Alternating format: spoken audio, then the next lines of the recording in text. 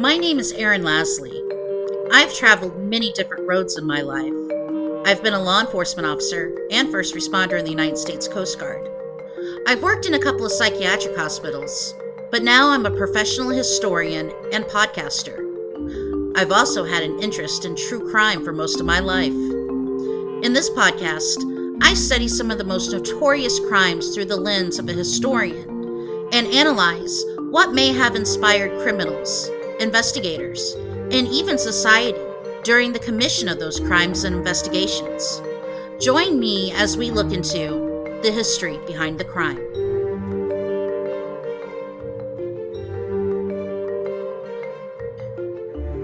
Happy November, y'all. Welcome back to the history behind the crime.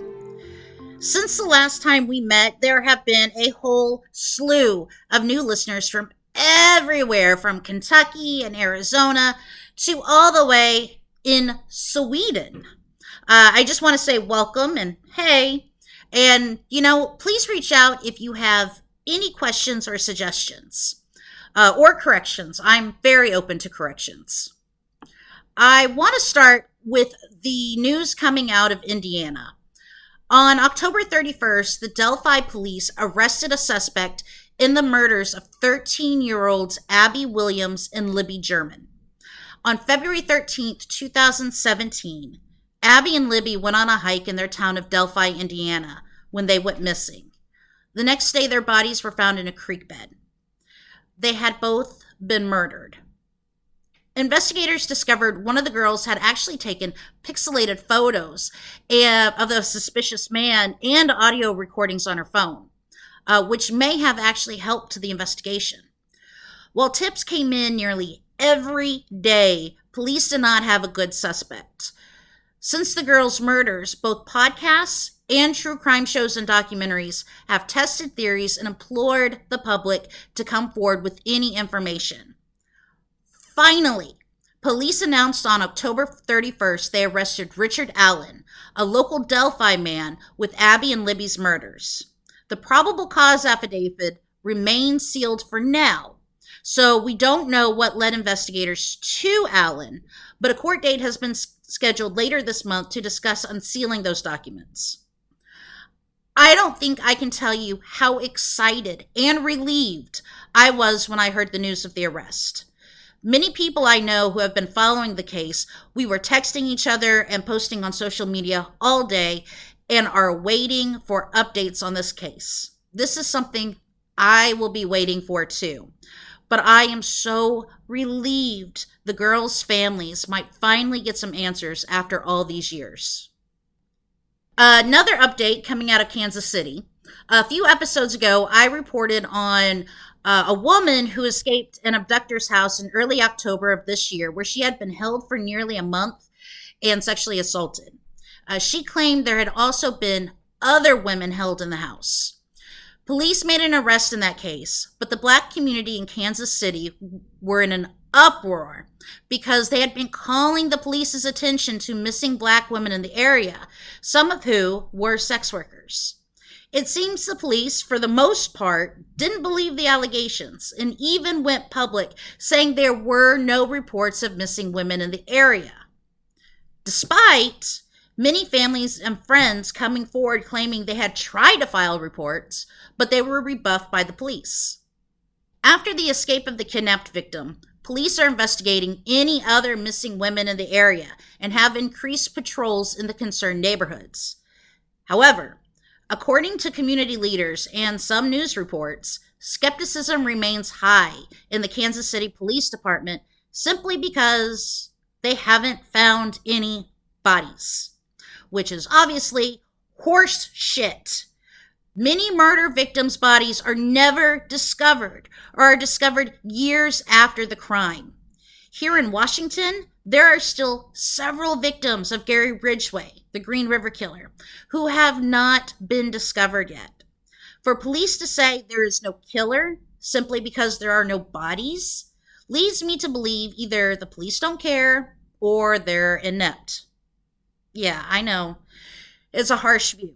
But as I've stated before, law enforcement needs to be held to a high standard. I want the best of the best, serving and protecting my community. Why would any of us stand for anything less? Friends, hold your local police and sheriff's departments accountable. There are bad people out there, and I want real heroes who care to capture those monsters. Woo! Okay, so every now and again my little soapbox comes out, but I'm going to go ahead and put that away for now so we can get down to why we're all here. Not just crime, but history too. So in the past, I've been asked where I get the ideas for my podcast episodes. Some come out of my little sick and twisted head. Sometimes they come from other podcasters' shows. Sometimes they simply come from me walking around my favorite used bookstore and I see a book that catches my eye.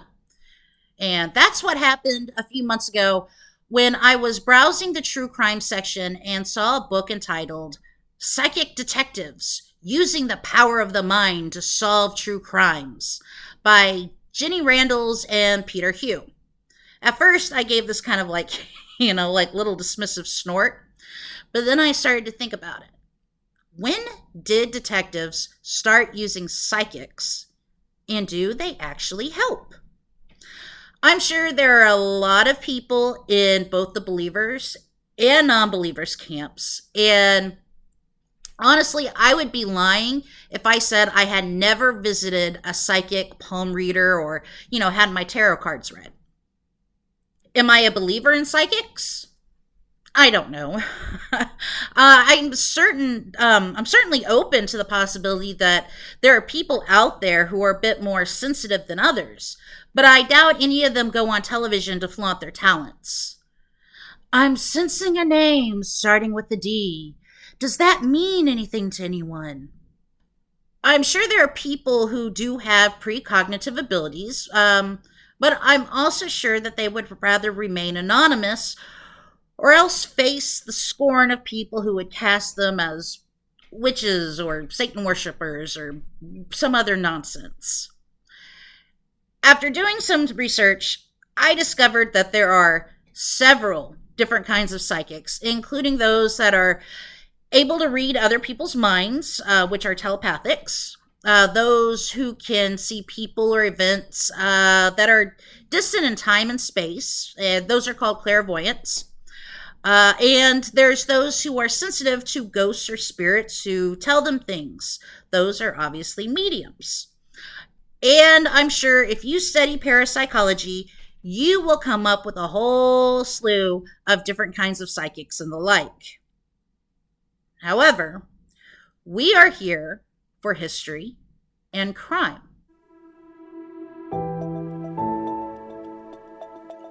So when did psychics start popping up?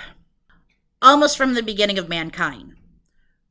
For this podcast, we're going to start with biblical and classical history. Yay! Psychics weren't always called psychics. In the Torah and in the Bible, they're referred to as prophets. And cue my inbox filling up with lots of hate mail. So come on, guys. Biblical prophets were pretty much psychics. They knew things about the future that no one else knew about.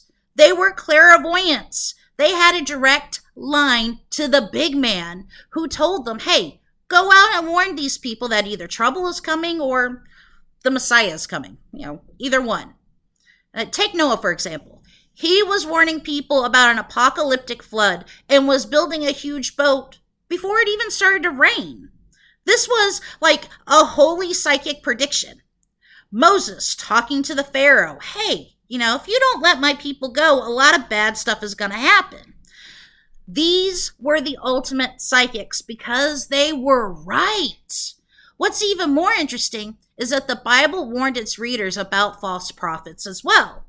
Jesus told his followers you would recognize these false prophets by their evil fruits. I suppose you can interpret that as people who claim to be prophets, or in our case, psychics, who use their, quote, gifts to gain money or to gain power. Moving on. I think one of the most popular psychics in classical history were those of Delphi, also known as the oracles of Delphi. Delphi was one of the Greek god Apollo's cities in ancient Greece, and there was a huge temple there devoted to him. The shrine dates back to 1400 BC and became one of the most important Greek shrines and one of the most powerful religious places in ancient Greece. It was also considered the center of the world.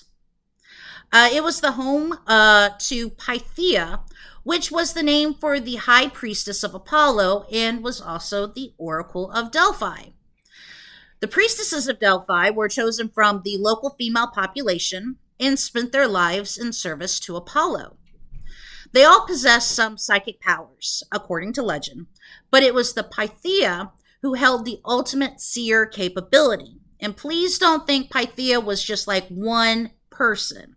There were hundreds of Pythias from 1400 BC to the 4th century AD. Pythia had a direct line to Apollo.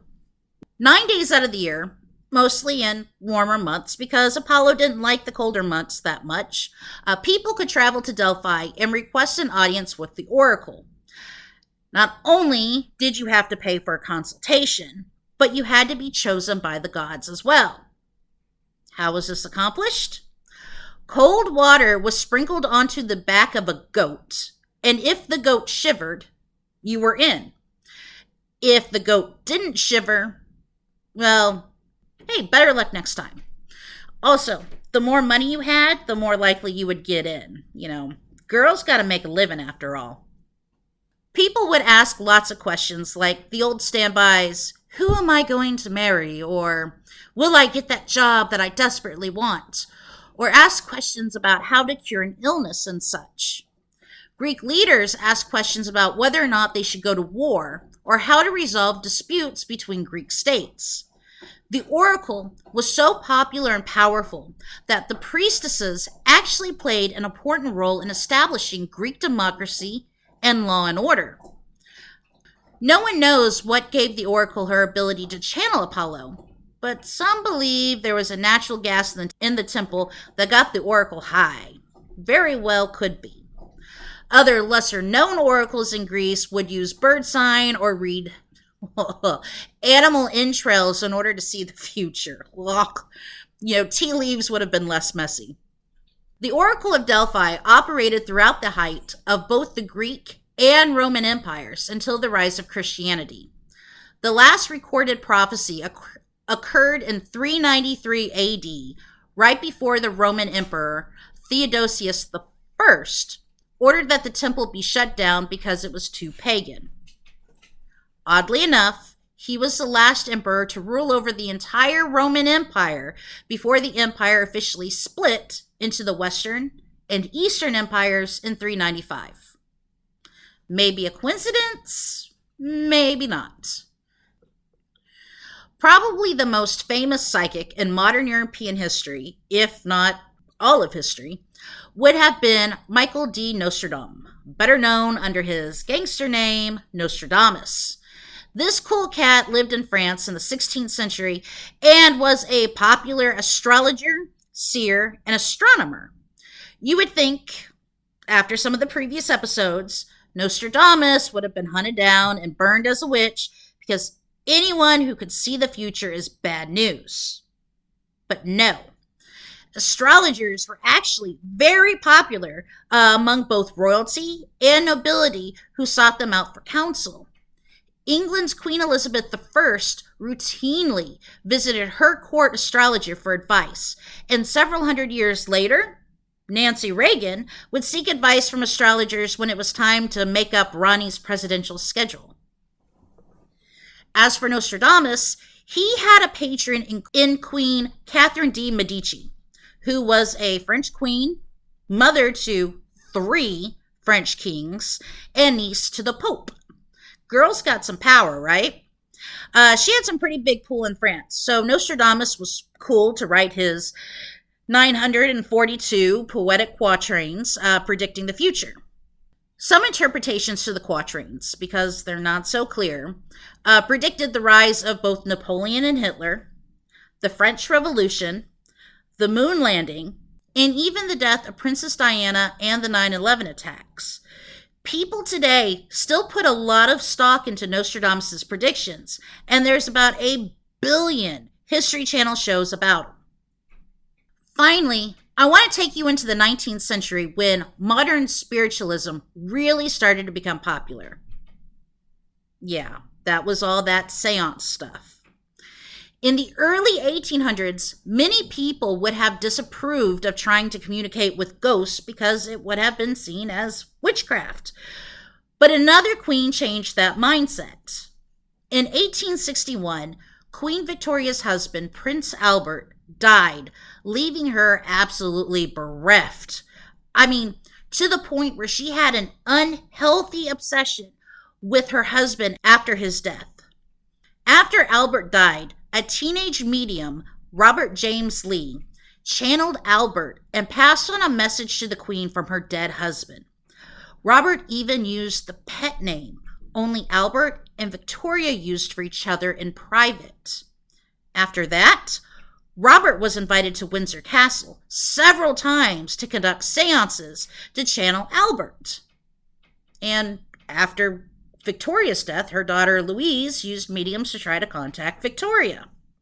Oh, by the way, both Victoria and Albert had participated in seances before his death.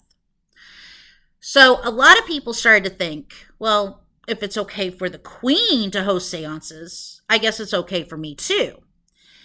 Seances and other forms of spiritualism became very popular in Victorian/Gothic England, and the practices jumped the pond to the United States and managed to make a few converts out of the more straight-laced and religious Americans. A lot of people jumped on board this new fad, which opened the doors and minds for psychics in law enforcement.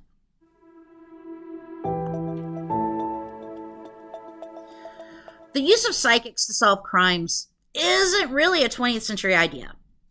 In fact, more people, especially the justice system, were more prone to believe psychics and mediums in the past than people are today. One of the earliest examples I found of psychics solving crimes dates all the way back to 1631 in England. That September in County Durham, which is way up in North England, a beautiful young teenage Anne went to live with her uncle Christopher Walker to take care of him and his house. By many accounts, Walker became very close to Anne and she got pregnant. Back then, it wasn't really that shameful. Your uncle knocked you up, but being pregnant outside of wedlock would ruin your reputation for the rest of your life. Walker sent Anne to live with her aunt, but one night Walker and another man, Mark Sharp, a local miner, took Anne under the pretense they were taking her to a place where she could hide her shame, i.e., a place she could be pregnant and give birth in secret. But no one saw Anne after that night, except for the local miller James Graham, who came across Anne in his mill. Anne stood in his mill in a torn dress with her hair matted with blood from several wounds to her head. It was the spirit of Anne. As Graham begged for protection from God, Anne told Graham how Mark Sharp had used a pick to kill her in the moors and hid her body, the pick, and his bloody clothes in a coal pit. As Anne told the tale of her death, Graham could see the murder unfold in his head like he had actually witnessed it. Anne told Graham she wanted justice and she would haunt him until she received it. At first, Graham neglected to report the murder to the magistrate, not because he would sound crazy, but because Christopher Walker was a man in good standing in the town. He was very much respected. But the ghost of Anne appeared several more times to Graham until he finally said, forget this, and reported the murder to the chief magistrate. To say that the magistrate doubted Graham's story was an understatement, and he and another magistrate grilled Graham. And they found that he seemed sincere and that the guy had never met Anne while she was alive. There was nothing in Graham's background to make it appear that the miller craved attention. A search was formed in Anne's body. The pick and the bloody clothes were found where Graham said they were. Both Walker and Mark Sharp were promptly arrested for Anne's murder, but there was only circumstantial evidence against Walker, whereas Mark Sharp's guilt was obvious. During the trial, Anne appeared to one of the witnesses. In terror, the witness described how Anne stood in the courtroom and pointed to her uncle as the man who had orchestrated her murder. The jury was sold and convicted both Walker and Sharp of Anne's murder. The judge, so disturbed by the death and the haunting in his courtroom, sentenced both the men to death. Today, no jury in the world would have believed Graham and the witness, but the people in the 17th century were more open and fearful of the supernatural. There have been several cases in England since then where witnesses claimed they saw the ghosts of murder victims and they were taken at their word. It was quite simply considered evidence.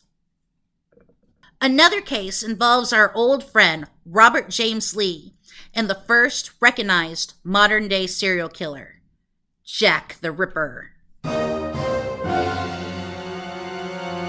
By the time Jack began his murders in London in 1888, Lee was a renowned clairvoyant who was also endorsed by Queen Victoria.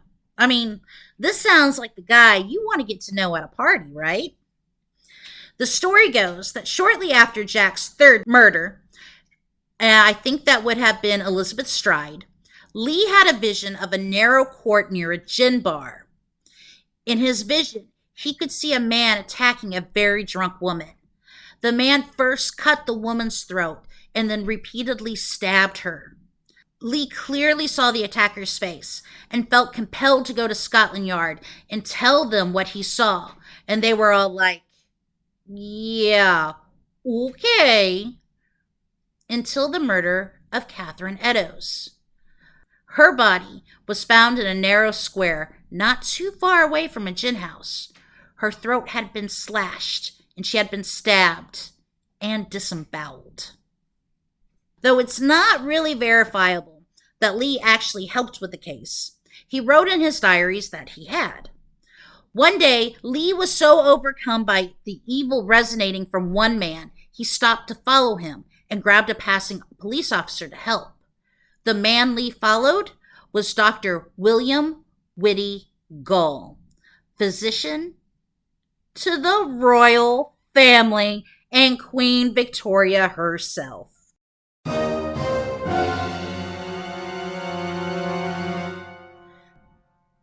Ripperologists have also made the claim that Gull was the killer, or at least knew who the killer was. I personally have a difficult time believing Gull was Jack the Ripper because the man had suffered a stroke in 1887 and was not in the best of health. Although, it would have been pretty ironic because Gull championed women to pursue medicine. So the irony would be, by day, he was promoting women to pursue medicine, but by night, he slaughtered them. Very ironic. Needless to say, the police did not put much stock into Lee's visions, nor did they believe Gull was the killer. Or did they? There is a story out there that Gull was secretly arrested for the murders and locked away in an insane asylum. A fake funeral was even held for him in 1890. Everything was covered up to save the royal family and the Queen embarrassment over hiring and even ennobling the first modern-day serial killer. Lee wasn't the only psychic to offer Scotland Yard assistance during the time of the investigation, but official documentation suggested the police didn't take any of them seriously. I mean, I wouldn't leave a paper trail like that behind either. Over the decades, many psychics have tried to solve what is probably the most famous murder mystery in history. The most famous of which has been Pamela Bull, who styled herself as a counselor and therapist, but is mostly known for her books on dream interpretations and psychic stories. Ball conducted a psychic investigation to find Jack's true identity and traveled throughout Whitechapel trying to make contact with the victims and with Jack himself. You can read all about her journey in Jack the Ripper, A Psychic Investigation. And you can also be the first to review it on Amazon. Joking aside, if you do want a really good book about the murders, may I suggest The Five, The Untold Lives of the Women Killed by Jack the Ripper by Haley Rubenhold. Rubenhold is a historian, not a psychic, who did some pretty in-depth research on the canonical five, and her book was also on Oprah's list for best true crime novels. Very, very well written. This leads us up to more modern times.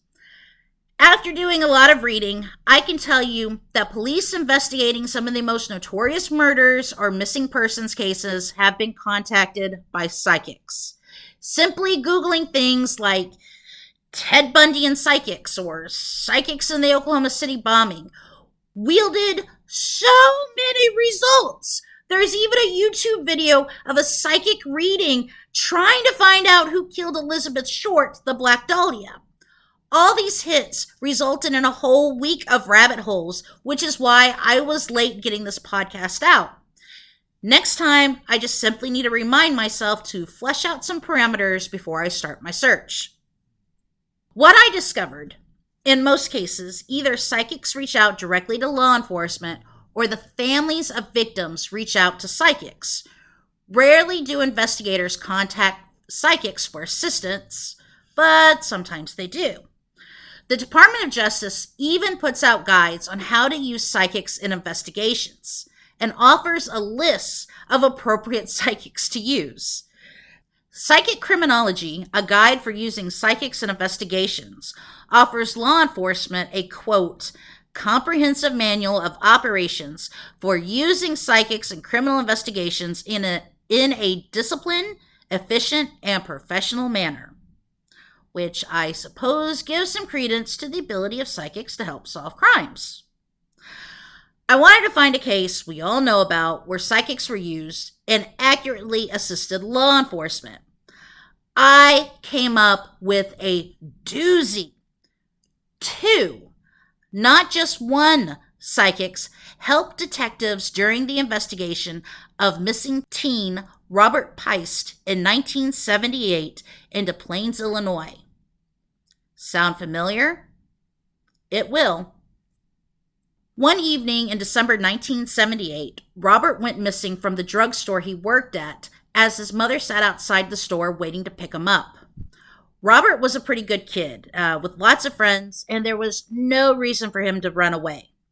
The police were called, and it was discovered Robert was talking to a man about a construction job before he disappeared. The man in question was identified as a construction business owner who was also a pillar of the community and entertained children in his clown outfits. Yeah, we're talking about John Wayne Gacy. Missing persons detectives zeroed in on Gacy, but they had no evidence to search his house or anything. Remember, at this time, they were only investigating Gacy for the disappearance of Robert. They didn't know who or what Gacy actually was or the terrors that occurred in his house. Pretty much caught at a dead end, the wife of one of the detectives suggested they consult with local psychic Carol Broman. The captain of the detectives gave the go-ahead, but suggested they kind of, keep it hush-hush. Let's not let this get out. One of the detectives met with Miss Broman. After touching some objects once owned by Robert, she declared the boy was not missing, but dead.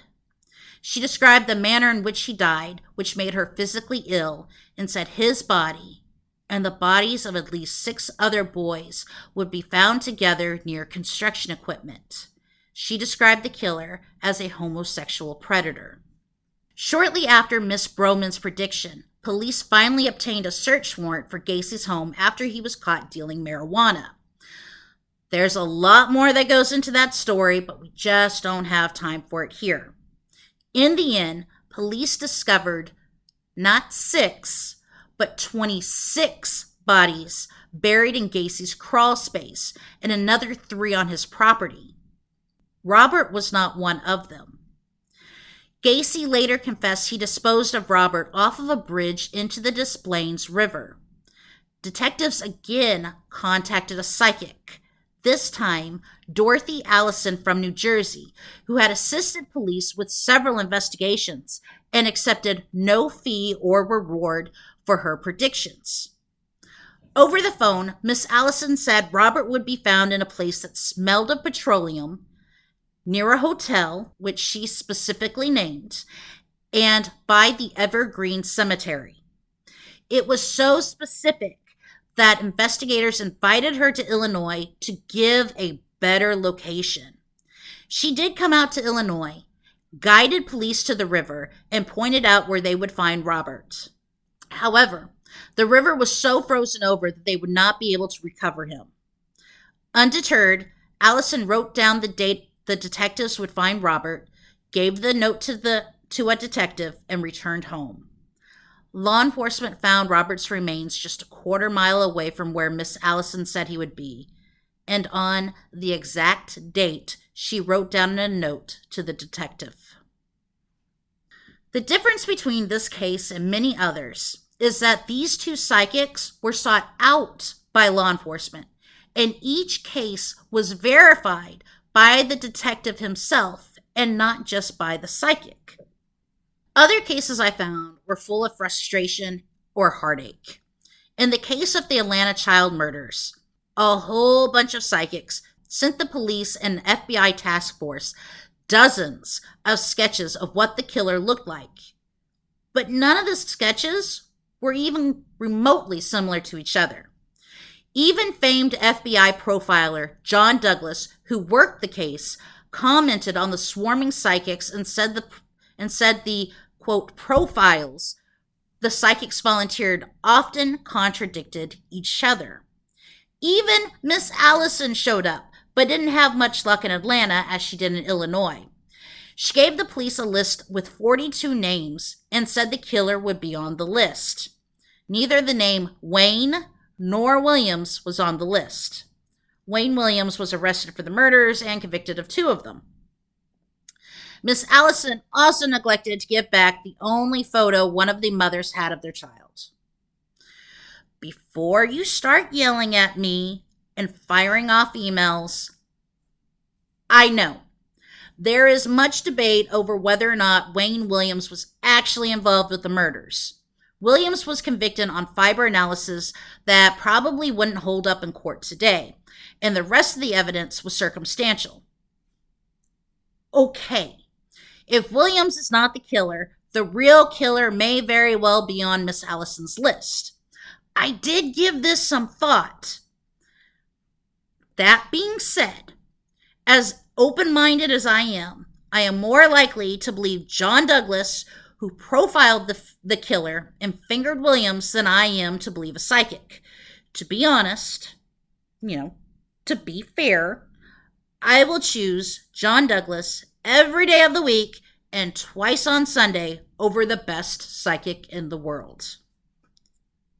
Speaking of the best psychic in the world, or at least self-proclaimed psychic, I'm about to trash Sylvia Browne. So if any of you are a fan of hers, you might want to skip ahead a few minutes. Sylvia Browne was not only a fraud, but she devastated parents of missing children. And out comes the soapbox. If you don't know the location of a missing child or what that child's status is, whether missing or dead, keep your mouth shut.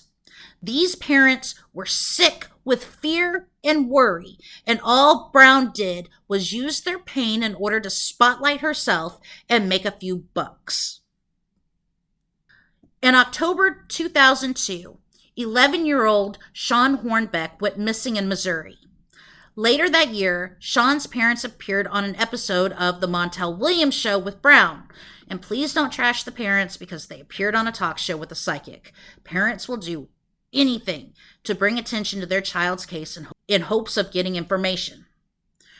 Brown, very sympathetically, of course, and on national TV, told the parents Sean was dead and his killer had dreadlocks. But surprise, in 2007, not only was Sean found alive, but another boy was found alive with him. They had been abducted and held by Michael Devlin, who did not have dreadlocks. While Brown's business manager pleaded for people not to judge Brown too harshly because everyone makes mistakes, Brown again devastated another parent of a missing child. In April 2003, 17-year-old Amanda Berry went missing the day before her birthday in Cleveland, Ohio. Once again, Brown appeared on a daytime talk show, this time with Amanda's mother, Luana Miller. Brown told Luana that Amanda died on her birthday. She did not suffer and had been killed by a man in his 20s, didn't act alone, and Amanda's black hoodie would be found in a dumpster with DNA on it. Luana asked if she would ever see her daughter again, and Brown responded, "Yeah, in heaven." Luana died in 2006 after losing all hope she would ever find her daughter.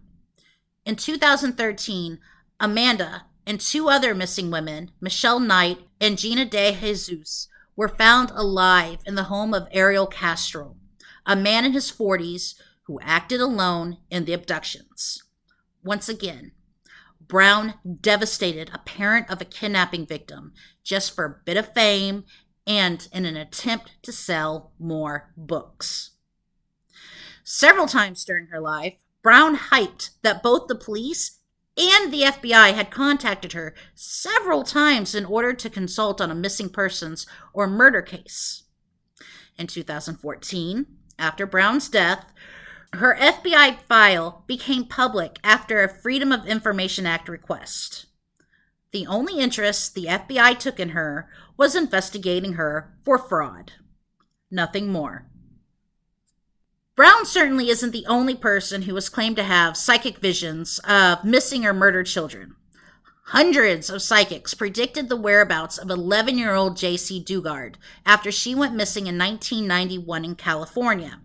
Many of them proclaimed J.C. was dead, and all of them were wrong about J.C.'s location. Dugard had been held at the home of Philip and Nancy Garrido in Antioch, California, where Philip Garrido had constantly raped J.C. over the course of 18 years, and where J.C. gave birth to two of Garrido's children. J.C. and her two daughters were rescued from Garrido's control in 2009 without the help of psychics. Here's the thing about psychics. There is no documented case of a crime, murder, or kidnapping being solved with the information given to law enforcement by psychics. There are cases with some very eerie coincidences, like those in the Gacy investigation, but neither one of those psychics really gave information that put Gacy behind bars. And Miss Allison gave a location of Robert's body where police had already been searching and had been reported in the news before her involvement. And the thing about not taking a fee for her involvement in the investigation, Miss Allison made her living by book sales, and many police officers accused Allison of paying them off to say she had worked or solved crimes they investigated. Like Brown, other psychics accept no consulting fee from police, mainly because police weren't going to pay them anyway. And they make their money from books, TV deals, and 1-800 hotlines. To wrap all of this up, psychics do more damage in criminal investigations than they do good. They take precious time away from investigations because even their tips have to be investigated by detectives. Many of these people just want their 15 minutes of fame and prey on the pain and suffering of families in order to get it. Maybe some psychics really do want to help and want to alleviate the family's pain, but in the end, they just end up making it worse and cause further distress to both the family and law enforcement.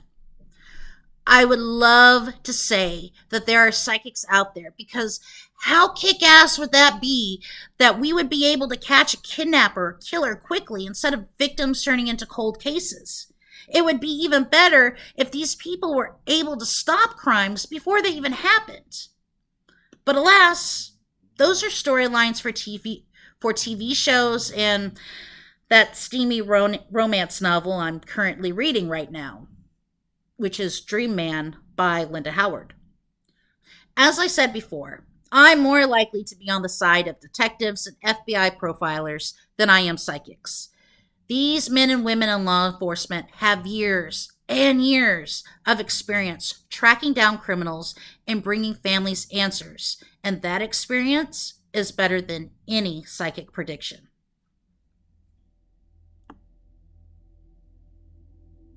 This week I want to tell you about a case in Wyoming, and I want you to share it. I took the following article from Investigation Discovery. 32-year-old Erin moved from Kenya to the United States to pursue her dreams of becoming a nurse. Less than 3 years later, on March 20th, 2022, her brother reported her missing to police. She was last seen by her parents on February 24th, 2022, on a WhatsApp video call. At the time of the call, they had no idea she was living in Gillette, Wyoming, with a boyfriend she had met on a Craigslist forum. In early March, before she was reported missing, but after she was last seen on the video call with her parents, Gakwa's account was used to send short WhatsApp messages to her parents to explain why she wasn't answering their video calls. According to her older brother, Gakwa usually used a mix of Swahili and Kenyan slang to text messages, but these messages seemed different, like somebody was using Google Translate to send them. After her family couldn't reach her on phone, her brothers, whom she shared a phone plan with, looked through her phone records and found out about the boyfriend she'd been living with, 39-year-old Nathan Heitman. Police talked to Heitman the same day Gakwa was reported missing. He claimed he last saw Gakwa in late February when she came home one night, packed her clothing in 2 plastic bags, and left in a dark-colored SUV. Heitman allegedly stole from Gakwa after she went missing. He reportedly withdrew money from her account after the disappearance, in addition to deleting her email and changing her passwords. He was arrested on May 10, 2022 for 2 felony counts of theft, 1 felony count of unlawful use of a credit card, and 2 felony counts of crimes against intellectual property. On the day after the last WhatsApp call Gakwa had with her family, Heitman used her credit card to purchase a shovel, jeans, and boots. Her family continues to speak out about their heartbreak and dedication to find justice for Gakwa. Heitman has not been charged in connection with Gakwa's disappearance, but is considered a person of interest. On June 8, 2022, Heitman pleaded not guilty to all charges against him and was released on a $10,000 bond. He is scheduled to appear in court in November 2022. If you have any information about this case, please contact the Gillette Police Department at 307-682-5151. If you don't feel comfortable going to the police, you can share your tip with me at thehistorybehindthecrime@gmail.com or on Instagram at thehistorybehindthecrime. I will post a picture of Erin on my Instagram account. Someone out there knows something. You may not, but you may know people in Wyoming who do. Share Erin's story with them. Well, that does it for this episode, crime fans. I'll be back next time with a case that will make you double check all those safety seals on the stuff you bought at the store. Until then, take care of yourselves and take care of each other. Later.